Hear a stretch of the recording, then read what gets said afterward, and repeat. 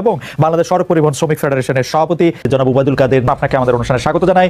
আপনি আমাদের সময় দিয়েছেন সেজন্য শুভেচ্ছা ও কৃতজ্ঞতা জানবেন। আমাদের সাথে আরো থাকছেন ডক্টর মোহাম্মদ ইউনুস। ডক্টর মোহাম্মদ ইউনুস, আপনাকে আমাদের অনুষ্ঠানে স্বাগত জানাই। আমাদের সময় দিয়েছেন সেজন্য শুভেচ্ছা ও কৃতজ্ঞতা জানবেন। জনাব উবায়দুল কাদের, আমরা একটু আপনার কাছ থেকে এটিও জানতে চাইবো, আওয়ামী লীগের হাজারো নেতাকর্মী পালিয়ে গেছেন ভারতে, ঢাকার বদলে যেন কলকাতায় তারা সভা করছেন, মত বিনিময় করছেন, উদ্যানে আড্ডা দিচ্ছেন, ঘরের মাঠে বাদাম চিবুচ্ছেন।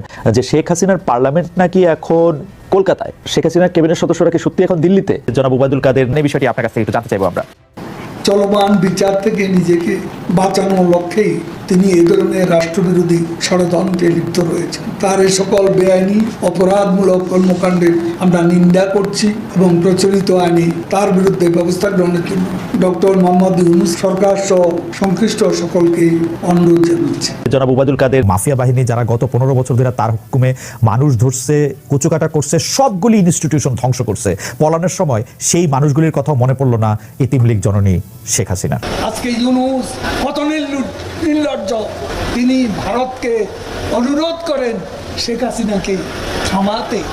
শেখ হাসিনা আক্রমণকারীদের থামান, যাদের সঙ্গে আপনি আছেন, বিবৃতি দিয়ে দেশের অভ্যন্তরীণ বিষয়ে হস্তক্ষেপের জন্য বিদেশিদের প্রতি আহ্বান জানান ডক্টর। এই ইউনুস আমাদের জাতীয় স্মৃতিসৌধে যায়নি, এই ইউনুস আমাদের শহীদ মিনারে যায় না, এই ইউনুস করোনা জাতীয় কোনো দুর্যোগে এই দেশের মানুষের পাশে ছিল। ডক্টর ইউনুস আমাকে যখন মন্তব্য করতে বলেছে তার সম্পর্কে আমি বলেছি, তিনি আমাদের সুখে নেই, দুঃখে নেই, কষ্টে নেই, দুর্যোগে নেই, আমাদের দুর্দশায় নেই। আমরা কেন তাকে নিয়ে অতটা তাকে নিয়ে তিনি এবার সাক্ষাৎকারে নতুন নির্বাচন দাবি করেছেন। চিনতে পেরেছেন কোটা আন্দোলন, অগ্নিসন্ত্রাস, সাম্প্রতিক সহিংসতার সাথে এই বিবৃতির সংযোগ আছে কিনা তা ভেবে দেখা দরকার। ডক্টর ইউনুস এদেশীয় সংস্কৃতি লালন করেন। আজকে ডক্টর ইউনুস শ্রমিকদের অর্থ আত্মসাৎ করেন, তিনিও আজকে মাঠে নেমেছেন। অতীতে যিনি রাজধারা পাননি, যার বিরুদ্ধে মামলা চলমান, যিনি দেশের আইকনিক প্রকল্প পদ্মা সেতু নির্মাণের বিরোধিতা করেছেন, তিনি আবার সক্রিয়, আগে গোপনে করেছেন, এবার তিনিও এসেছে প্রকাশ। আমাদের বন্ধু আছে বাইরে, আমাদের বন্ধু আছে, প্রভু নাই। আমাদের বিবেক আমাদেরকে চালায়, কোনো বিদেশি শক্তি নয়। আপনারা দেখেছেন সম্প্রতি সংগঠিত বিএনপি, জামাত, ছাত্রদল, শিবিরের সন্ত্রাসী গোষ্ঠী, সন্ত্রাস, সহিংসতা, নারকীয় হত্যাযজ্ঞের অসংখ্য তথ্য একের পর এক উন্মোচিত, সুপরিকল্পিতভাবে বিএনপি, জামাত সংগঠিত করেছে। সারা দেশ থেকে তারা তাদের সন্ত্রাসীদের ঢাকায় এনে হত্যা, সন্ত্রাস, ধ্বংসলীলা মেতে উঠেছে। জনাব উবায়দুল কাদেরকে আপনাকে অনেক ধন্যবাদ, আপনি আমাদেরকে সময় দিয়েছেন। আমি সরাসরি প্রশ্নে চলে আসি। শেখ হাসিনা স্পষ্টতই আপনাকে অপছন্দ করেন, অনেক কিছুর জন্য আপনাকে দায়ী করেন, পদ্মা সেতু এবং এই সেই। এর কারণ কি বলে আপনি মনে করেন? আপনাকে কি তিনি তার প্রতিদ্বন্দ্বী মনে করেন, নাকি সত্যি তার কাছে এমন কোনো তথ্য রয়েছে যে আপনার বিশাল কোনো রাজনৈতিক প্রতিদ্বন্দ্বী হয়ে উঠছেন বলে তিনি আপনাকে অপছন্দ করছেন, না কি কারণে? আপনার কি মনে হয়? আমার মনে হয় উনি মনে করেন যে আমি দেশের সর্বোচ্চ ডাকু, সন্ত্রাসী, কিংবা আমি অপরাধী, আমি সেরা চোর, এই জাতীয় জিনিস মনে করেন। কাজে সেগুলো ব্যাখ্যা করেন উনি তার মুখে। উনি বলেন যে আমি সুদখোর, আমি ঘুষখোর, আমি সব এমন সব কটু শব্দ ব্যবহার করেন যাতে মনে হয় যে আমার সম্বন্ধে তার ধারণা খুবই খারাপ।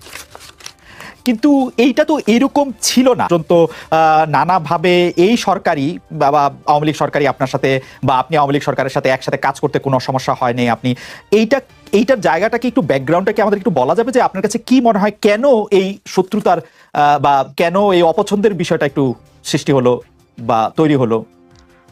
যেই হোক, এটা আমার তরফ থেকে হয়নি। আমি তাকে যথাযথ শ্রদ্ধা করে নিয়ে গেছিলাম আমাদের মাইক্রোক্রেডিট সামিটে, ওয়াশিংটন ডিসিতে আমাদের প্রধান অতিথি করে নিয়ে গেছি, সবাই সম্মান করেছে।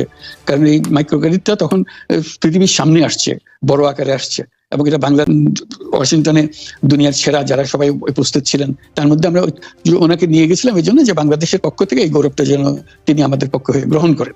উনিও রাজি হয়েছেন, উনিও গেছেন, করেছেন। কাজে এটা স্বাভাবিকভাবে এই সম্পর্ক থেকে যাওয়ার কথা ছিল, কিন্তু কি কারণে এটা ঘাটতি হতে আরম্ভ করলে বুঝতে পারলাম না। কিছুদিন পর থেকেই ওনার আচরণ এবং তার শব্দ পরিবর্তন হতে আরম্ভ করলো। এমন পরিবর্তন হলো এখন আমাকে চোট বদমাইশ ছাড়া আর কোনো বিষয় উনি মনে করেন বলে মনে হয় না আমার কাছে। আসলে এটা নিয়ে কথা বলাটা একটু বিব্রতকরই, কিন্তু কেউ কেউ এটা বলে থাকেন যে বিশেষ করে যে 2007 সালে যে 111 সরকার আমরা যাকে বলি, তাদের যে বিরাজনীতিকরণের একটি চেষ্টা, সেই চেষ্টার মধ্যে আপনার অংশগ্রহণ আছে কিনা। যদিও বারবার বলা হয় যে আপনি আসলে সেই ক্ষমতাটা দখল করতে চাইছিলেন, অথচ আমরা উল্টা শুনেছি, আপনার মুখেও শুনেছি, যারা ওই সময় কুশলভ ছিলেন তাদের মুখেও শুনেছি যে আপনাকে আসলে অফার করা হলো, আপনি সেটি ফিরিয়ে দিয়েছিলেন।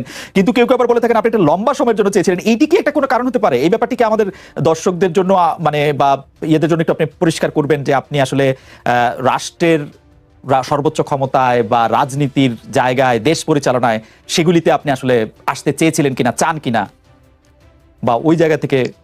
যদি চাইতাম খালেদ, যদি চাইতাম, তখন যখন মিলিটারি আমার বাসায় এসে বসে রইল সারা রাত আমাকে রাজি করানোর জন্য, আমি তো লুফে নিতাম। রাজি করানোর জন্য বসে থাকতে হবে কেন? আমি যদি ক্ষমতায় চাইতাম বলে আর চলেন কি করতে, কি কোন জামাটা পড়তে হবে দেখিয়ে দেন, এখনই যাচ্ছি। আমি তো সেটা করিনি। তাদের সঙ্গে তর্ক করেছি, সারা রাত ধরে তর্ক করেছে যে না ভাই আমাকে দিয়েন না, আমি এই কাজের উপযুক্ত না, আপনারা অন্য লক্ষ্য যান। তারা আমার উপরে মন ঠিক করে ফেলেছে আমাকে নিতে হবে। আমি বারে বারে বলতেছি তাদেরকে, তারা নিরাশ হয়ে ফিরে গেল, বললো যে সকালবেলায় আবার আসবো, সকালবেলায় আসলে তখন আপনি আমাদেরকে বলেন যে রাজি আছেন। আমি বললাম না, সকালবেলা আসলে একই কথা পাবেন, কারণ আমি তো এটা এমন কিছু না যে মনের মধ্যে সন্দেহ রেখে, দ্বন্দ্ব রেখে আপনাদেরকে বলছি, অত্যন্ত পরিষ্কার ভাবে আপনাদের কাছে বলছি। ঠিক আছে, তা না হলে তো আমি সঙ্গে সঙ্গে রাজি হয়ে যেতাম। কে ছাড়ে যাও আপনাকে? দেশের পুরো সরকারের প্রধান হবার জন্য আহ্বান জানাচ্ছে বাংলাদেশে এরকম কয়জন মানুষ আছে বলো যে না আমি এই দায়িত্ব গ্রহণ করবো না?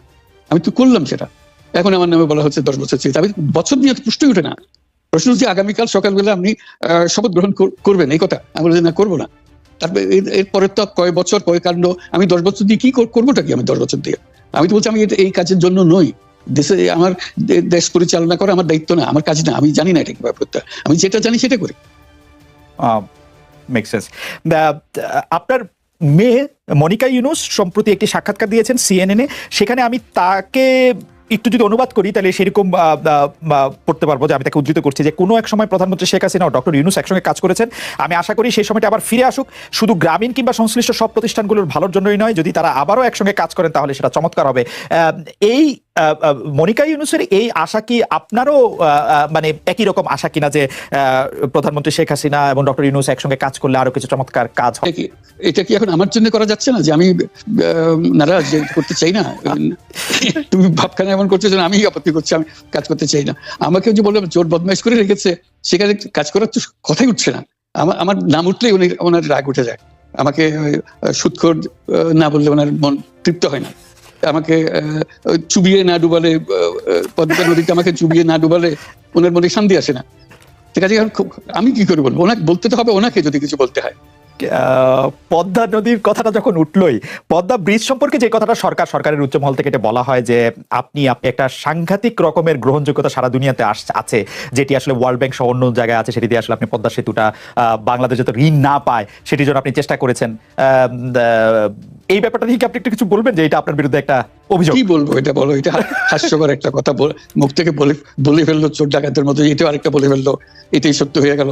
আমরা যে বারে বারে বিবৃতি দিলাম তখন এটা প্রশ্নই ওঠে না। আমরা বাংলাদেশের নাগরিক হিসেবে আমরা গৌরবান্বিত যে এই পদ্মা সেতুর উপরে আমরা একটা বিরোধিতা করার তো প্রশ্নই ওঠে না। কেন বিরোধিতা করবো? দেশে যে একটা বড় রকমের ঘটনা ঘটতে যাচ্ছে সেটা তো আমরা সবাই সমর্থন করেছি।